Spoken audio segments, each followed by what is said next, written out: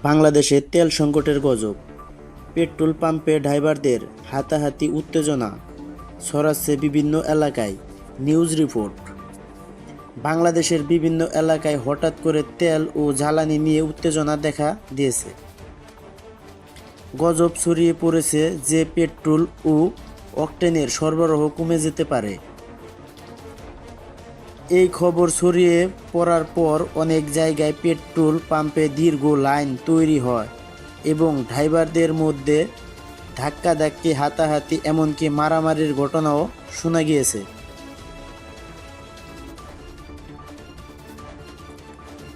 রাজধানী ঢাকাসহ দেশের বিভিন্ন জেলায় পেট্রোল পাম্পগুলোতে সকাল থেকেই গাড়ি ও মোটরসাইকেলের দীর্ঘ সারি দেখা যায়।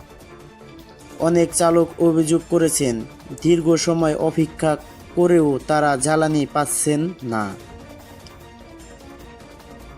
এতে করে উত্তেজনা বাড়তে থাকে এবং কিছু কিছু স্থানে গাড়ি চালক ও মোটরসাইকেল চালকদের মধ্যে তর্ক বিতর্ক থেকে হাতাহাতি ঘটনা ঘটেছে।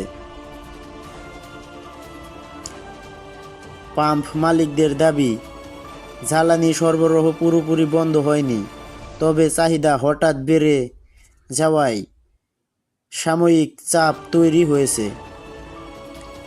তারা সবাইকে ধৈর্য ধরে পরিস্থিতি মোকাবেলা করার আহ্বান জানিয়েছেন। এদিকে আইন শৃঙ্খলা বাহিনী বিভিন্ন এলাকায় পরিস্থিতি নিয়ন্ত্রণে কাজ করছে। পুলিশ জানিয়েছে, কোথাও বিশৃঙ্খলা সৃষ্টি হলে দ্রুত ব্যবস্থা নেওয়া হবে এবং জনগণকে গজবে কান না দেওয়ার জন্য সতর্ক করা হয়েছে। বিশেষজ্ঞরা বলছেন, সামাজিক যোগাযোগ মাধ্যমে ছড়ানো গুজবই এই উত্তেজনার মূল কারণ হতে পারে। তারা সবাইকে সঠিক তথ্য যাচাই করে পদক্ষেপ নেওয়ার আহ্বান জানিয়েছেন। কিন্তু ড্রাইভার এবং বাইকারদের মধ্যে যে হাতাহাতি হচ্ছে, এইটা শুধুমাত্র তেল ও জ্বালানির কারণে নয়। তারা লাইনে দাঁড়িয়ে অপেক্ষা করতে করতে তারা যখন হতাশ হয়ে যায়, তখন একজনের কথা আরেকজনের গায়ে বেঁধে যায়। এই কারণে তারা হাতাহাতি এবং মারামারি শুরু করে দেয়। কিংবা